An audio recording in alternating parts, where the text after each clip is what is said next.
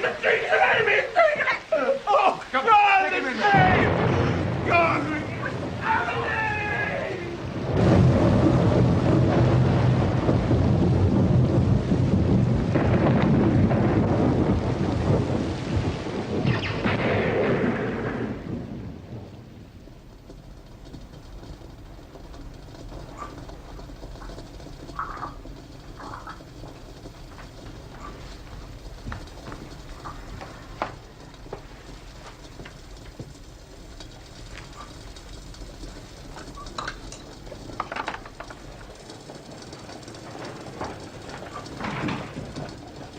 Holmes?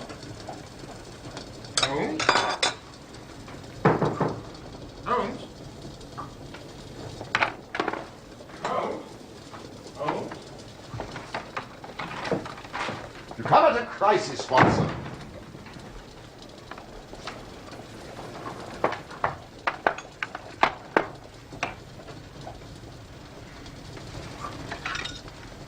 Help yourself to tobacco from the Persian slipper. I shall be at your service in an instant.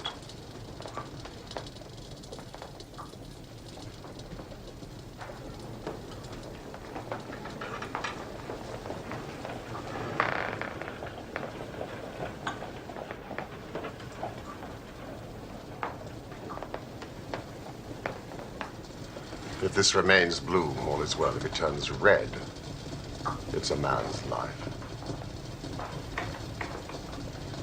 I thought as much. Mrs. Hudson! Mrs. Hudson!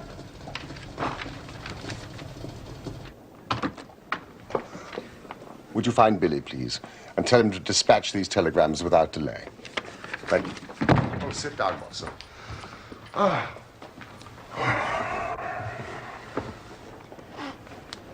A commonplace little murder. You have something more interesting, I fancy. You are the stormy petrel of crime, Watson. What is it? I've had a letter from a boy I was at school with. I think you should read it. Percy Phelps, brilliant boy, carried off every prize the school had to offer, went on to fresh triumphs at Cambridge. I must confess, he'd passed completely out of my mind until this. My dear Watson, I've no doubt you remember Tadpole Phelps, who was in the 3rd form when you were in the 5th. It's possible you may have heard that through my uncle's influence, I obtained a good appointment at the Foreign Office. His uncle's Lord Holdhurst. And that I was in a position of trust and honor till a horrible misfortune came suddenly to blast my career. Yes, his gaudy connections did him little good at school. It seemed to us a piquant thing to chevy him about the playground, hit him over the shins with a wicket. Do you think you could bring your friend Mr. Holmes down to see me? It doesn't tell us much. Yeah, hardly anything. But the writing is of interest. It is a woman's. No, man, surely. No, a woman's. You're at the commencement of a case. It is always something to know that a client is in close contact with someone who, for good or evil, has an exceptional nature. You're interested. Indeed. Well, if you are ready, let us start for Braybury House, Woking at once. Well, my practice... Oh. Well, I mean, if your case is more interesting than mine... I was going to say, my practice would do very well for a day or two. It's the slackest time of the year. Excellent. Then let us visit this diplomatist who is in such evil case, and the lady to whom he dictates his letters. Mrs. Hudson! Hot water!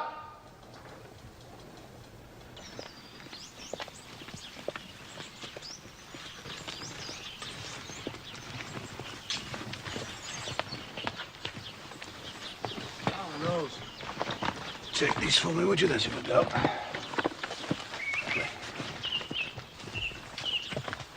Mr. Sherlock Holmes. And this is my colleague and friend, Dr. Watson. Dr. Watson, I'm so glad you've come. Percy's been inquiring after you all morning. Poor chap. I perceive that you yourself are not a member of the family. Of course. You see my JH monogram. No, for a moment I thought you'd done something clever. Joseph Harrison's my name. And since Percy is betrothed to my sister Annie, I shall at least be a relation by marriage. You'll find her in his room.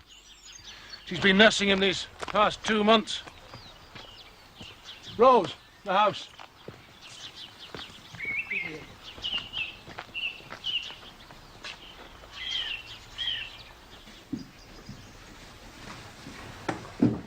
Now listen, they're here. Shall I leave?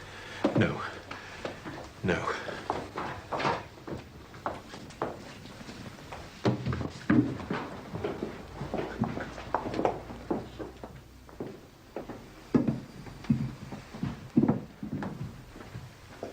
My dear Watson, I should never have known you under that moustache, and I dare say you wouldn't be prepared to swear to me. Not at all. Still the same dear old tadpole.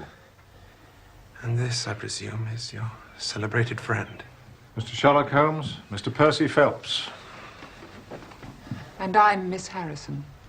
My fiancée and my nurse. Please, sit down. I showed Holmes the letter that you wrote to me. Yes, I hoped you would. It was rather short on detail. Then let me get straight to the point. I work as a clerk in the Foreign Office. My uncle is Lord Holdhurst. When he became Foreign Minister, he gave me occasional delicate missions of trust, which I always managed to conduct successfully. I'm sure you did, old chap. Pray, continue, Mr. Phelps. Nearly 10 weeks ago, it was the evening of the 23rd of May, he called me into his private room.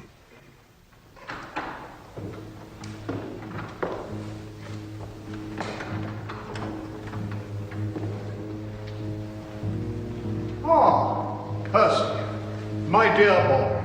Good evening, sir. You've heard of the naval treaty that has just been drawn up between England and Italy? I've read rumors in the press, sir. Most regrettable. And it is of the utmost importance that nothing further should leak out. The French and Russian embassies would pay an immense sum to learn its contents.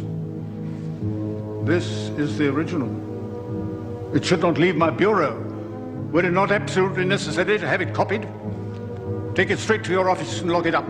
Now, remain behind when the others go, so that you can work at your leisure and without fear of being overlooked. And when you have finished, relock both the original and the draft in your own desk and hand them over to me personally tomorrow morning. The very greatest care, nephew. You may rely on it, sir. This treaty, can you be more precise as to its nature? One broad outline, it defined the position of Great Britain towards the Triple Alliance in the event of the French fleet gaining complete ascendancy over Italy in the Mediterranean. I returned straight to my office, where I found a colleague of mine, Mr. Charles Gorrow, still working. Hello, Joe. What did Uncle want? To congratulate me on my engagement. Splendid.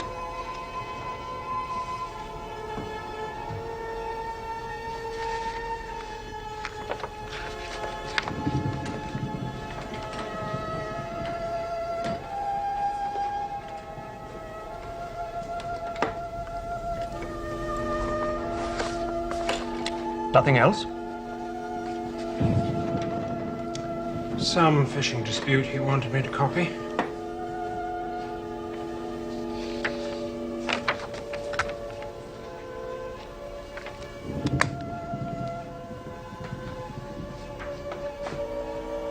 You're not still on that Bulgarian piece, are you?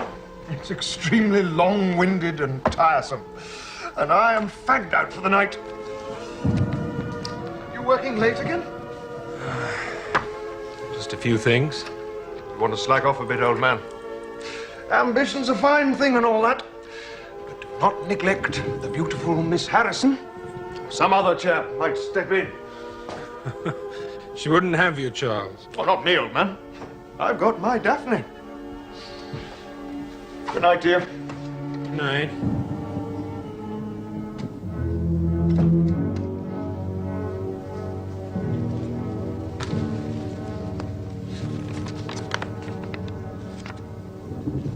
made sure that he was gone before you started work? Quite sure. And I copied as fast as I could, for I knew that Joseph, my fiancé's brother... We met him in the garden. He was in town and was traveling back to Woking by the 11 o'clock train. I wanted to catch it if possible. But it was a long document. Written in French.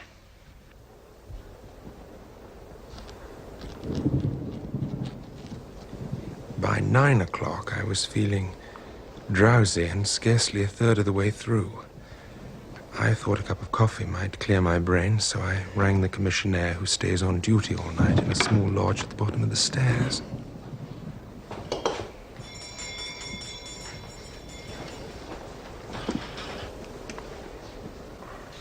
To my surprise, it was a woman who answered the summons. I'm sorry, I was ringing for Mr. Tangi. I'm his wife, sir. I do the char work in this building. Ah. Well, I was wondering if you might bring me a cup of coffee. I'll go and ask him, sir. This woman. You've never noticed her in the building before? Never. The coffee was some time coming. So I went down to investigate. Leaving the room unguarded? Yes. I found Tangi asleep.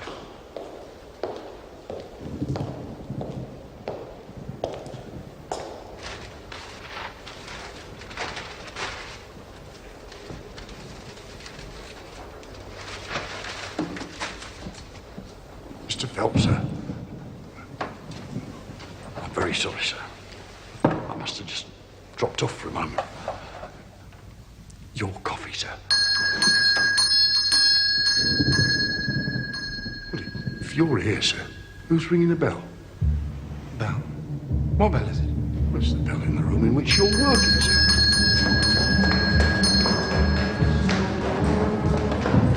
Ran back upstairs, and the document was gone from your desk. Yes. God.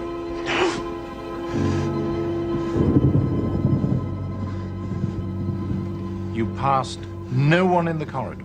No one. There was no one. In the room, in the corridor. All seemed exactly as I'd left it. Percy has drawn a rough chart of the building, Mr. Holmes, which he thought might be of use. Yes, that's the utmost importance, Mr. Holmes. Yes, I think I quite follow it. On your discovery of the theft, what did you do then? Well, I recognized in an instant the thief must have come up through the side door. This one here. Yes, of course. Well, you'd have met him if he'd come the other way. And you are satisfied that he could not have been concealed in the room or in the corridor? Absolutely impossible. All the other doors were locked. Strict Foreign Office regulations. There was no cover at all. A rat couldn't have concealed himself there. Tangi and I both rushed out down the stairs that lead into Charles Street. Mr. Phelps! The door at the bottom was closed, but unlocked. It was dark. Raining. There was no one. But I distinctly remember the 3/4 of Big Ben. 9:45. That is of enormous importance. They came out here, you see, Holmes? On the corner, we found a policeman, but he'd seen no one leave the building in the last quarter of an hour except for the commissionaire's wife. So we ran through to Whitehall.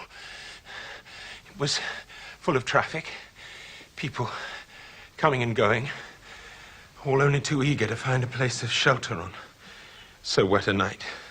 No lounger to tell you who'd passed? None. Had it been raining all evening? Since about 7. This chain of events is certainly of extraordinary interest. And so you returned to the office? Examined it, I presume, to see if the intruder had left any traces. Muddy footmarks, any cigar end, or dropped glove, hairpin? There was nothing. Except the tangible fact that the commissionaire's wife had run out of the building not 10 minutes earlier. What did you do next, Mr. Phelps? The constable alerted Scotland Yard. It was then, for the first time, the full horror of my situation came upon me. I'd been so confident of regaining the treaty. I dared not think. Watson will tell you I was a nervous, sensitive boy at school. It's my nature. I thought of my uncle, his cabinet colleagues, the shame I'd brought upon them, myself, everyone connected with me. What though I was the victim of an accident? There are no allowance for accidents in diplomatic circles. Ruin. Shamefully. Hopelessly. Ruin. Steady on, old chap. There. There. All right. Stand back, will you, Holmes?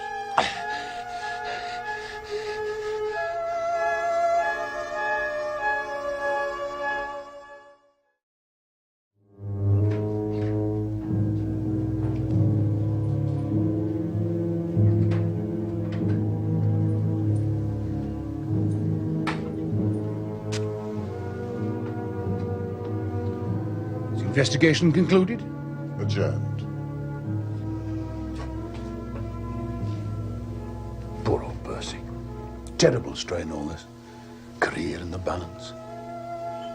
It seems not to have affected your sister's devotion. How long has she known Mr. Phelps? Well, they met in Northumberland in the winter. Percy was travelling on government business in our part of the world. It was love at first sight. Do your people approve of the match? Indeed, Mr. Holmes. Especially when they learnt of Percy's connection with Lord Holdhurst. My father is an ironmaster and a staunch supporter of the Conservative Party. She came down here to meet Percy's people, and you came as escort. That's right. Just before they left for America. The wedding is planned for September, if the poor chap recovers. I suppose you only intended a short visit, and then came the smash.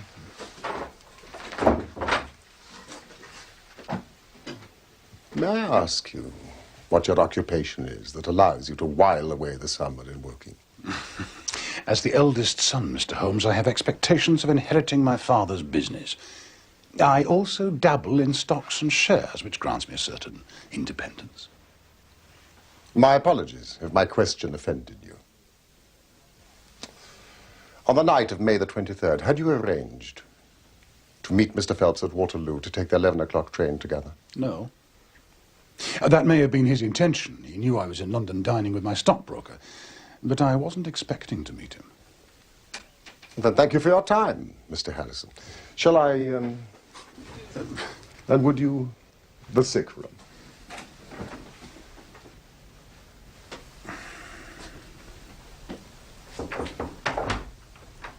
Mr. Holmes, I do apologize. I feel calmer now, thanks to Watson's ministration. Gently with him, Holmes. Mr. Phelps, that is just the matter of the commissionaire's wife. Yes, of course. As I remember, shortly after our return to my office, Inspector Forbes of the Yard arrived to take up the case with considerable energy. We hired a hansom, and within half an hour we were at the Tangys' home in Brixton. The door was opened by his eldest daughter. Hey, what you want? Is your mother at home? Not yet. She does a night job, cleaning. Well, wait for her, if you don't mind. In here. You get back in here. Now go on and shut the door. After about 10 minutes, we heard the front door. And here we made one serious mistake for which I blame myself. Yeah, Mum, there's two men in the parlour wants to talk to you. Oh, my God.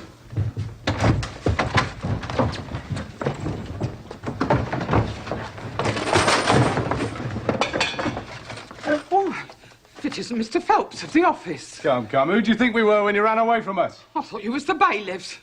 We've had some trouble with a tradesman.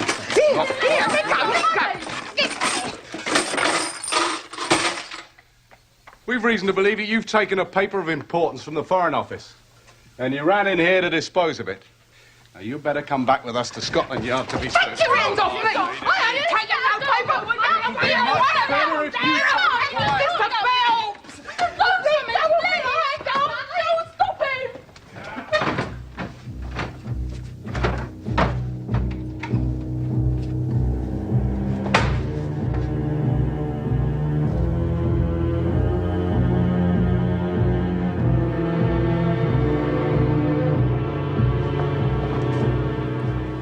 Made a full examination of the kitchen? Yes. There was no sign of the documents. A four-wheeler was brought and we all three drove back in it to Scotland Yard.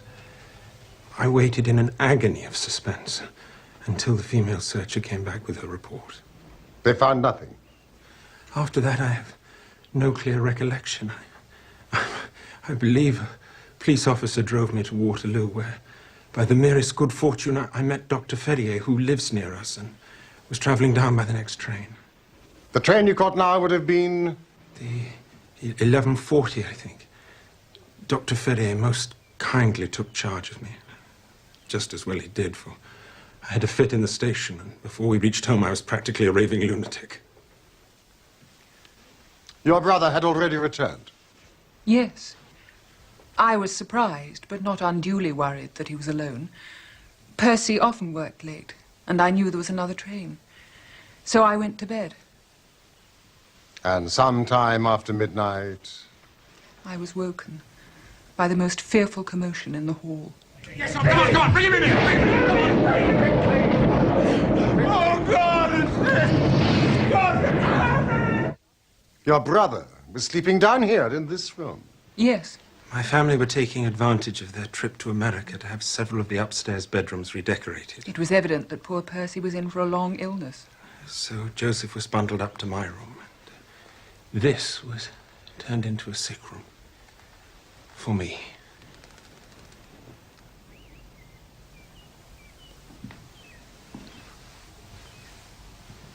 Why, it's a very cheery room. I have lain here for 9 weeks, delirious. If it had not been for Miss Harrison and the doctor's care, I should not be speaking to you now. She nursed me by day. A hired nurse looked after me at night. But in the mad fits, I was capable of anything. It's only in the last few days that my reason has slowly cleared. I've wired Inspector Forbes, but he has told me no clue has been discovered. So I turn to you, Mr. Holmes. It's my last hope.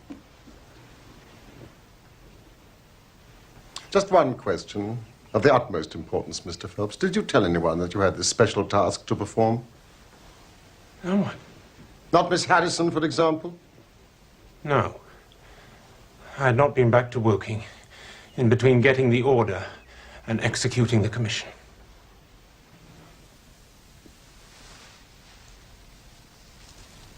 What a lovely thing, a rose is. There is nothing in which deduction is so necessary as in religion. It can be built up as an exact science by the reasoner. Our highest assurance of the goodness of Providence seems to me to rest in the flowers. It is only goodness which gives extras. And so I say again, we have much to hope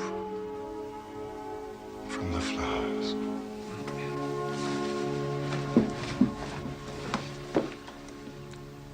Do you see any prospect of solving this mystery, Mr. Holmes?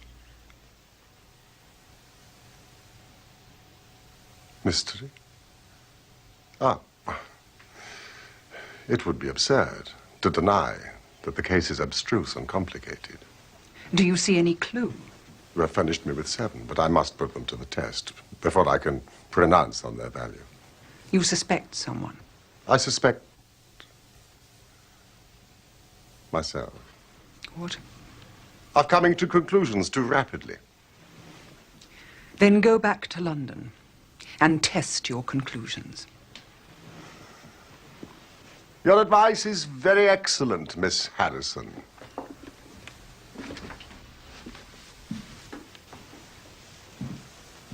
Mr. Phelps, do not indulge yourself in false hopes. The affair is a very tangled one, and I am not a magician.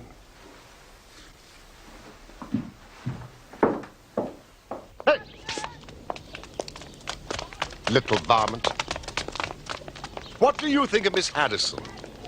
A good sort, or I'm mistaken. I thought you were rather terse with her. Was I? She was only protecting her loved one. A little overprotective, perhaps. Surely you don't believe that she had anything to do with it? The most difficult crime to track down, Watson, is the one which is purposeless. Now, this is not purposeless. But who is it that profits by it? Well, there's the French ambassador, the Russian, and whoever might sell it to either of those. And Lord Holdhurst. Well, it is not inconceivable that a statesman might find himself in a position where he was not sorry to see such a document accidentally destroyed. Not a statesman with the honourable record of Lord Holdhurst. George, the Foreign Office. Charles Street entrance.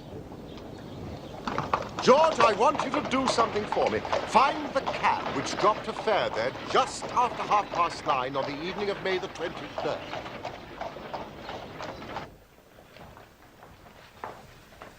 Godot. A French name.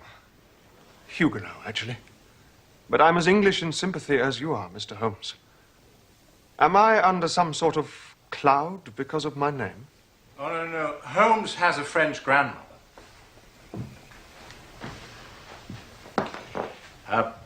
I'd make yourself scarce if you want to avoid Inspector Forbes. We've arranged to meet him here in 5 minutes. Yes. I have been questioned by him already. I shall do as you say. Good night to you both. Good night. Good night. No secret doors. The windows quite 30 feet above the ground, fastened on the inner side.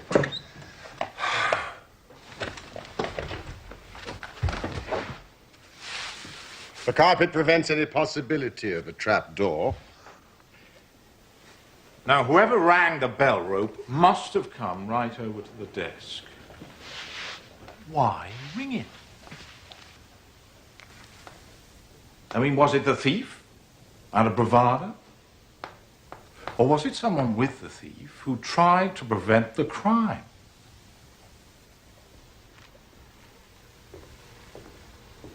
Or was it?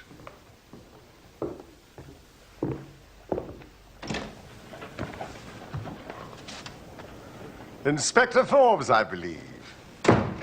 Mr. Holmes, I'm a very busy man. I have other cases besides this one. But none so vital to the national interest, I'll wager. May I introduce my friend and colleague, Dr. Watson? What do you want from me, Holmes? I know about your methods. You're ready enough to use our information. Then you try and finish the case yourself and bring discredit on us. On the contrary, in my last 53 cases, my name has appeared in only 4, and the police have the credit in 49. I don't blame you for not knowing this. You are young and inexperienced. But if you wish to get on in your duties, you will work with me and not against me. Now then, what steps have you taken? Tanji, the commissionaire we've cleared. He left the guards with a good character. His wife's a bad lot, though. She drinks. What about the clerk? Godot. He's been shadowed all these 9 weeks. We can show nothing against him. Have you formed any theory about how this bell rang? No. I must confess that beats me. It was a cool hand, whoever it was. Go and give the alarm like that. Yes, it was a very queer thing to do. Well, many thanks, Inspector, and if I can put this thief in your hands, you shall hear from me. Come along, Watson. May I ask where you're going now? to interview Lord Holdhurst, the cabinet minister and very possibly the next Premier of England. Good evening, Inspector. I can't pretend, Mr. Holmes, that I'm ignorant of the reason for your visit. But in whose interests are you acting, may I ask? In the part of Mr. Percy Phelps. Ah, my unfortunate nephew. You can understand that our kinship makes it the more impossible for me to screen him in any way. Yes, but if the document is found, Lord Holdhurst... That, of course, would be different.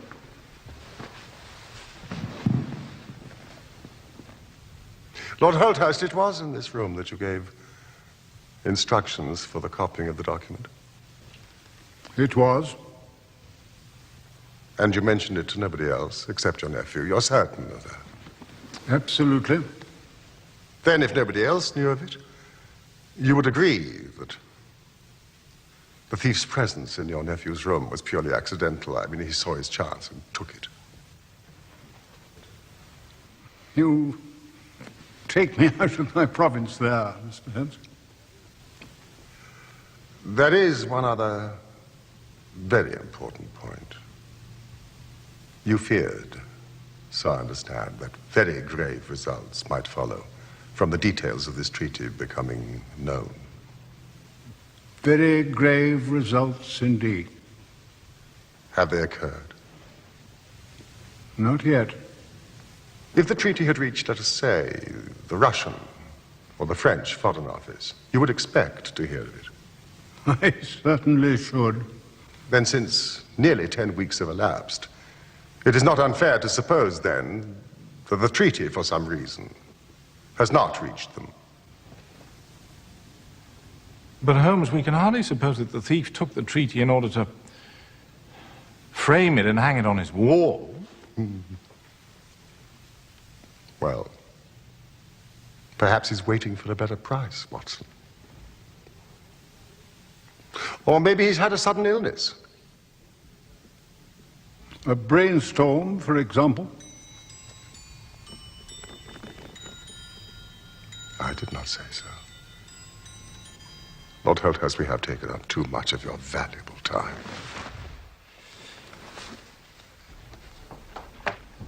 Fine fellow. Heavy responsibilities. Yes, but he has a struggle to keep up his position, and he's far from rich. You noticed, of course, that his boots have been resold. Really? I shall do nothing more today unless I get an answer to my cab inquiry. Ah.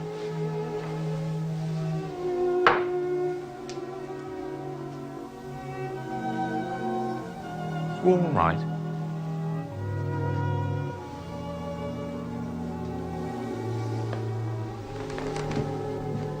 Oh, Watson, I won't detain you any longer from your legitimate work. But I should be extremely obliged if you would come down to Woking with me tomorrow. The same train that we took today. Yes, of course. Night, Holmes.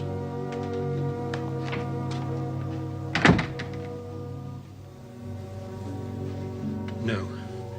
No. Tonight I shall sleep my own sleep. And alone. But Percy... Mr. Holmes has imbued me with fresh hope, and I feel I'm on the mend. We have an appointment in church in September, my love, and I mean to keep it.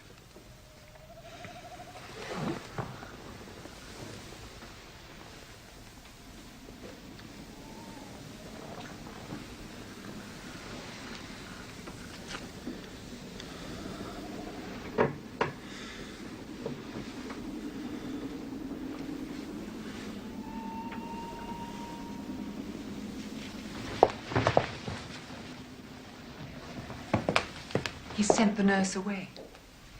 At last. He puts too much faith in the great detective. Well, it's you that's kept his flame alive, not some detective. And you, brother. Without you to support me...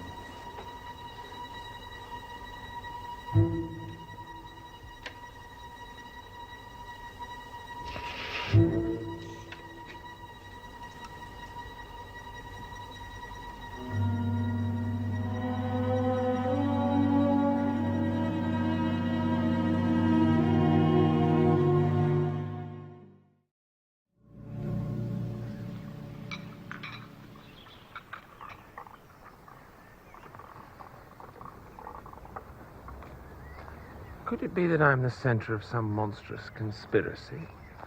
And that my life is aimed at, as well as my honor? And as far as I know, an enemy in the world. You certainly have had your share of misfortune, old chap. I think I may have found the spot where the fella scaled the wall.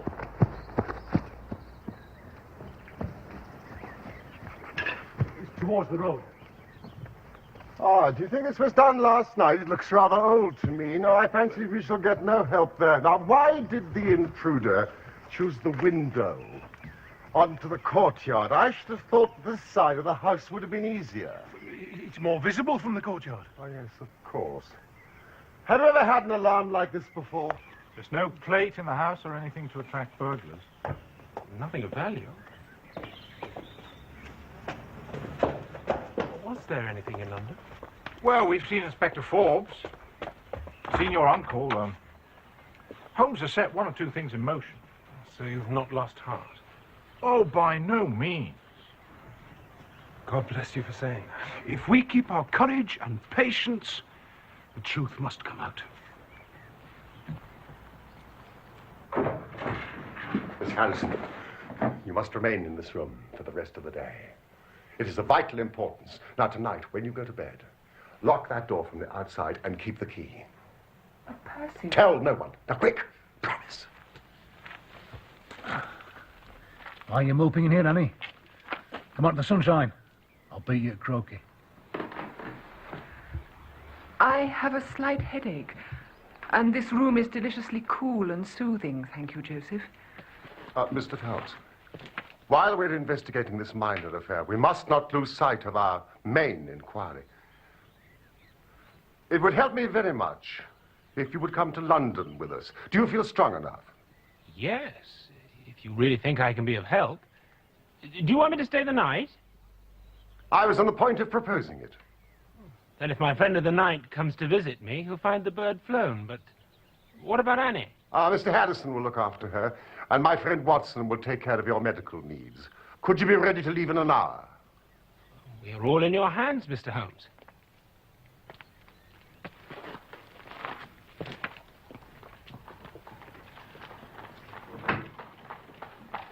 There are one or two points I wish to clear up, and your absence, Mr. Phelps, will rather assist me.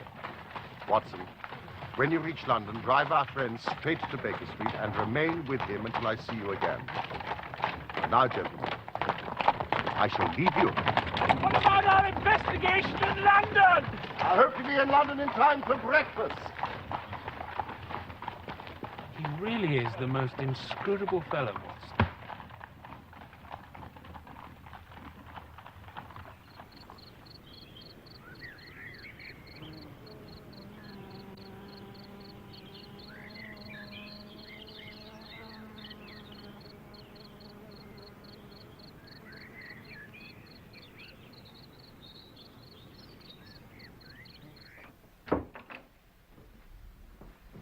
Oh, you're still in here.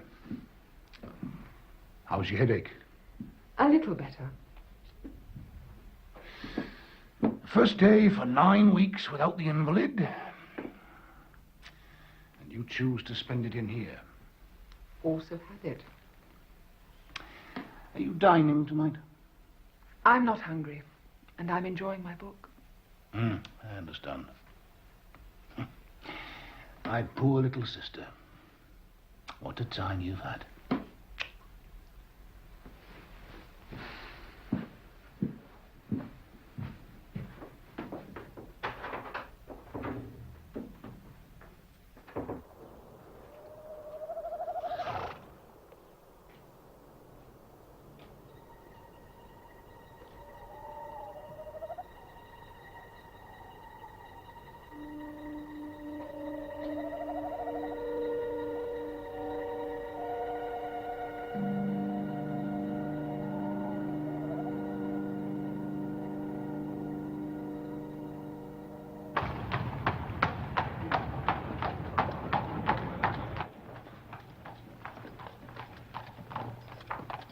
That'll be Mr. Holmes returning now, sir. Thank you, Horace.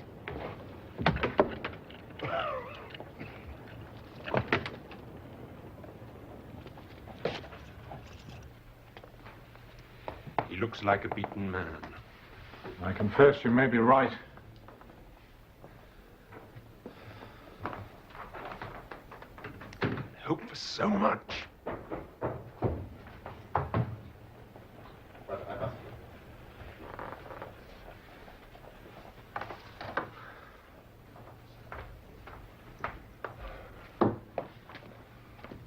Holmes, you're wounded. Oh, it's only a scratch to my own clumsiness. Good morning, Mr. Phelps. This case of yours is certainly one of the darkest I have ever investigated. It has been a remarkable experience. Oh, come along, Holmes. That bandage tells of adventures. Now, what happened? After breakfast, my dear Watson, remember, I have breathed 30 miles of Surrey air this morning. There's been no answer to my cab inquiry, I suppose. Well, one cannot score every time. Mrs. Hudson, you have risen to the occasion. Won't you join us, Mr. Phelps? Now, what's in this? A carrot chicken, sir. And this? Ham and eggs. Her cuisine is a little limited, but she has as good an idea of breakfast as any Scotswoman. Now, what will you take, Mr. Phelps? Curried fowl, eggs, or will you help yourself? Thank you. I can eat nothing. Oh, please, try the dish before you. Thank you. I would really rather not. Oh, well, then I suppose you have no objection to helping me.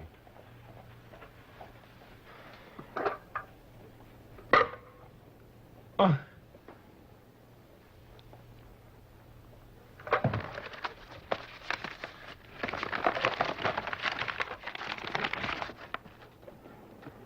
It's the treaty.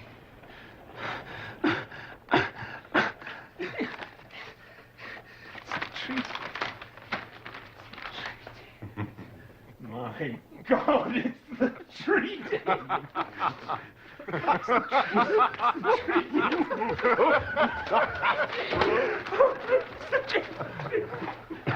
Watson, brandy. Ah, there. It really was too bad of me to spring it on you like that. But Watson here will tell you that I never can resist a touch of the dramatic. God bless you for saving my honor. Thank you, Mrs. Hudson. Oh,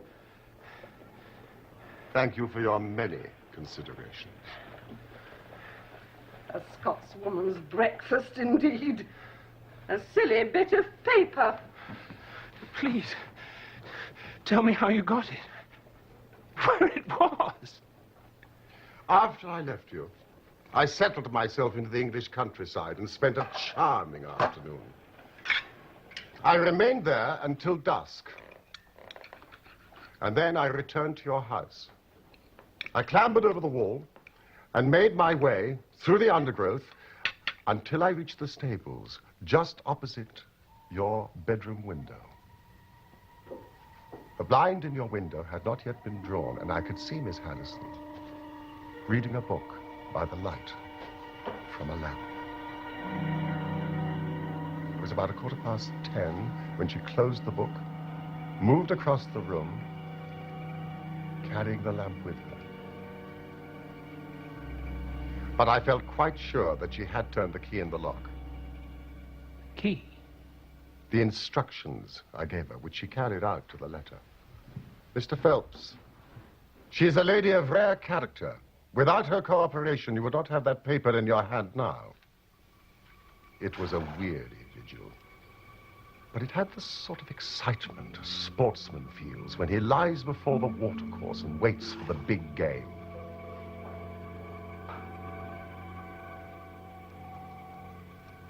What happened? What happened?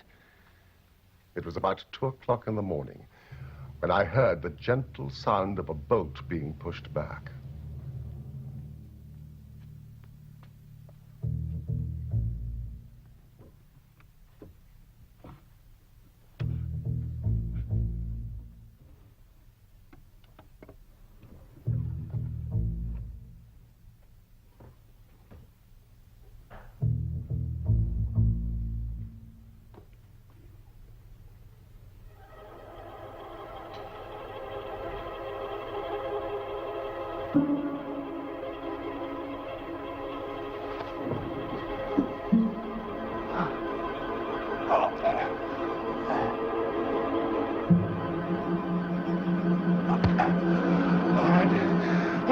Holmes. What you gonna do with me?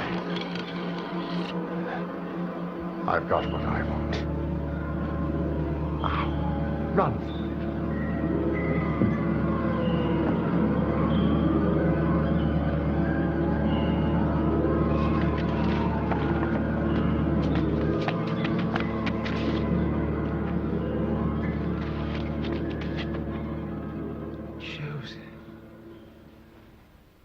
You let him go.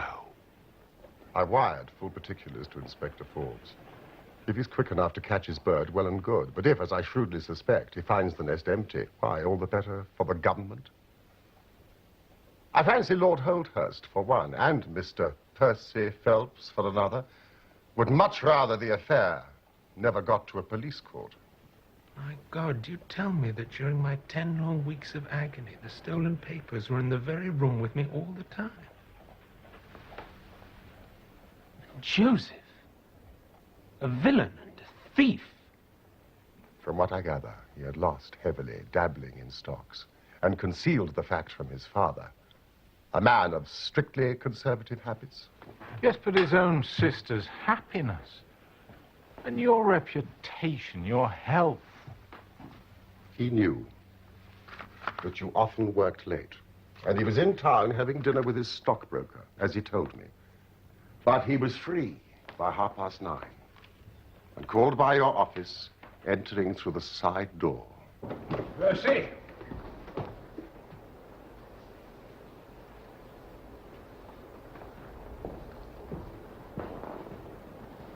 Finding no one in there, but the light on and work evidently in progress, he rang the bell. The instant he did so, his eye caught the paper on the table. He knew at once that chance had put in his way a state document of immense value.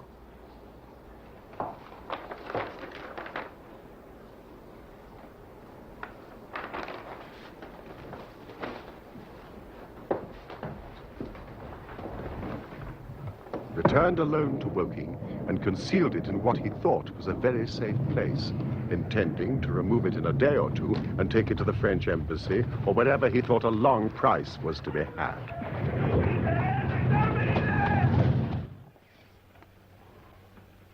Then came your sudden return. Without a moment's warning, he was bundled out of his room, and from that moment on, there were always at least two of you in there, preventing him from regaining his treasure, maddening for him. My suspicions became certainties when the attempt to break in was made on the first night that the hired nurse was absent, which showed that the intruder was well accustomed with the ways of the house. At last, he had his chance.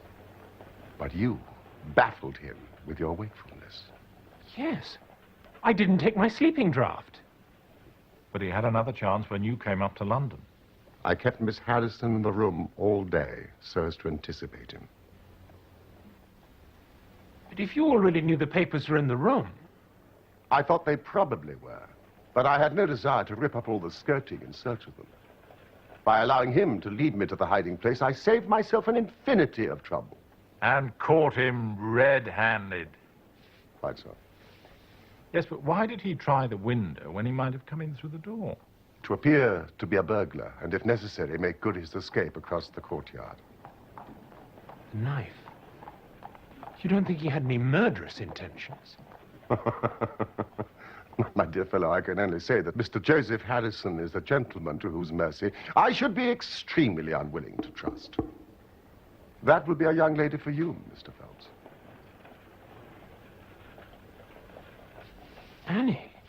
I left her a note to come to London the moment she woke. But, Mr. Phelps, she knows nothing as yet of her brother's criminality. Oh, yes. My dear Holmes, I can't thank you enough. I shall go down at once and explain everything. Percy, goodbye, and good luck.